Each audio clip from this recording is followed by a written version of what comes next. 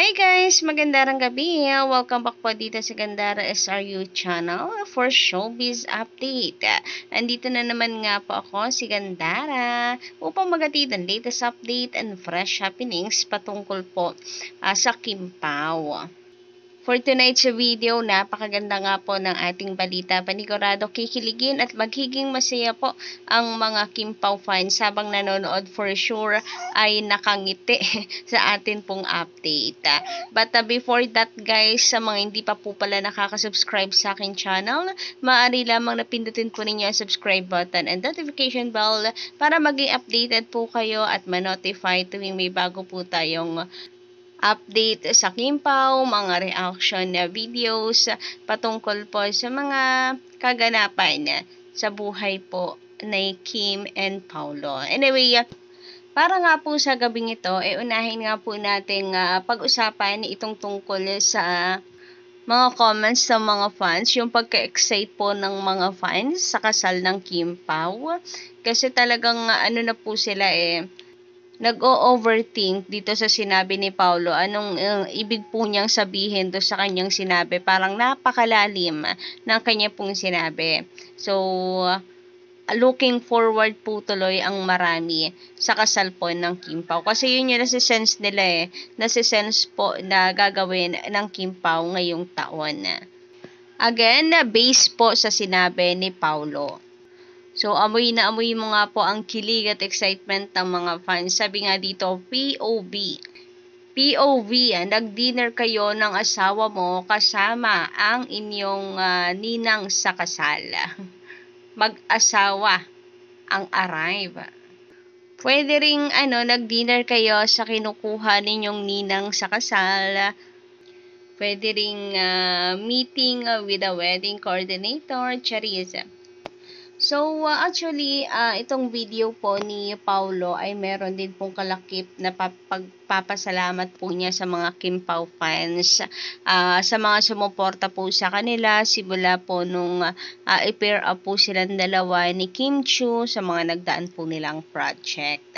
And sabi naman po dito ay sure, sobrang in love na itong si Paulo sa isang napakagandang chinita, mean girl that he's been waiting for so long. Samantala, eto naman yung tinutukoy ko po sa inyo kanina doon sa last update natin. Anyway, kung hindi pa po ninyo napapanood yan, i-click nyo lang po ang aking channel. So, yan po yung latest update ko. I-check nyo lang po. Na kung saan ay hanggat nga raw po may paayuda ay namnamin ng mga fans. Kasi knowing Paulo na tahimik lang, na very private, bigla na nga lang daw po yan nakawala. Magpasalamat dahil pagdating sa mga Kim Pao fans, napakasipag at nagbibigay po ng ayuda. Ayudang update na nakakapagpakilig po sa kanila pong mga taga-suporta.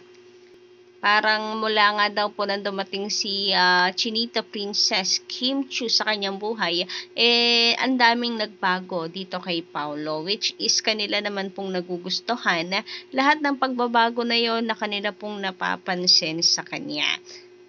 Sabi nga po dito na isang fan, habang meron pa silang ibinabahagi na konti sa private life nila, namnamin muna natin. Kasi parang sa sinasabi niya dito, may mga plano na talaga siya. Huwag tayo mag-demand ng sobra sa kanila. Hayaan natin sila sa kung ano ang kaya nilang ibigay sa atin. Kim Pao.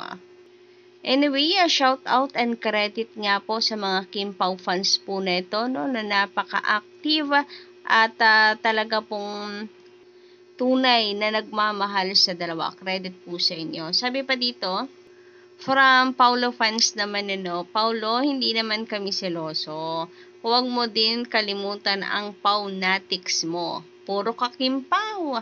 Dati naman ayaw mo sa love team. Nakasama mo lang si Kim, puro na lang Kim Pao, bukang bibig mo. With naman siya, laughing emoji. Minsan si Kim na nga bumabate sa kanila sa mga events niyo. Well, akala ko magnenega, no? Pero natawa ako kasi mula daw nung nakapareha niya lang si Kim ay parang brinake na niya yung ayaw niya sa love team. Dumating lang sa buhay niya si Kim. So, ibig sabihin lang nun totoo na ang laki po ng nagbago dito kay Paulo. Sabi naman dito ng isa, tawang-tawa ako dito, pagpasensyahan nyo na siya. In love Anyway, eto na nga. Dumako naman po tayo ngayon sa pinakasentro ng ating update ngayong gabing ito na kung saan ikatutuwa at ikakikilig po ng mga fans sapagkat dahil po dito sa video, sa sinabi nito pong si Paulo sa isang video na kung saan ay tila nagpapahiwatig na nga daw po na ready to settle down na si Pogi. Meron naman po tayong nasagap na kung saan ay talagang sinabi po nitong si Paulo na siya'y naniniwala sa marriage. So, speaking of pagpapakasal, kasi mukhang ready na nga daw mag-settle down, na nga, naamoy na nila na may balak ng magpakasal ang Kim Pao, etc. Naamoy na raw nila ang kasalan, ready na nga daw po ang lechon. Nakakatuwa na mayroon pong supporting video ito pong si Paulo. Sabi kasi niya naniniwala po siya sa marriage at yung sa mga bagay na kaya mong i-sacrifice para sa iyong minamahal. Ganon. Ito nga po yung video guys, so panoorin nga po natin. I believe in marriage. You do? Why? Because if you find the person you love and you're willing to sacrifice and to commit to them for your whole life, then might as well marry them and show them how much you love them. And I think that's the best gift you could give someone you love. So, yun nga, ang sarap lang din pakinggan na from Paulo. So, ready siyang mag-commit para sa taong mahal niya. And this time, praying nga po ang mga fans na sana sila na ni Kim Chiu ang endgame, na sana Kim Pao na po forever. Na sana ang taong mahal niya ay si Kim Chiu na kanya pong pakakasalan. Sabi nga dito ni Bista Queen, shout out and maraming salamat sa pag-share mo ng napakagandang balita na ito. Lalo na para sa mga Kim Pao fans, thank you and credit sa iyo. At nakita ko pa to, willing siya mag-commit sa taong mahal niya. Dilulo muna, praying na lang muna kung ano man ang plan ni Lord sa dalawa. And tulad nga po ng sinasabi ko, active buhay na buhay po ngayon ang mga fans. And dahil naamin na nga daw po nila ang kasalan. Kayo po ba? Ano ang inyong palagay at ano ang meaning nitong sinabi ni Paulo sa videong ito? Parang napakalalim nga po kasi talaga, no? So, paki-comment ka lang sa baba kung nagustuhan niyo ang ating update. Don't forget to click the subscribe button and notification bell for more updates.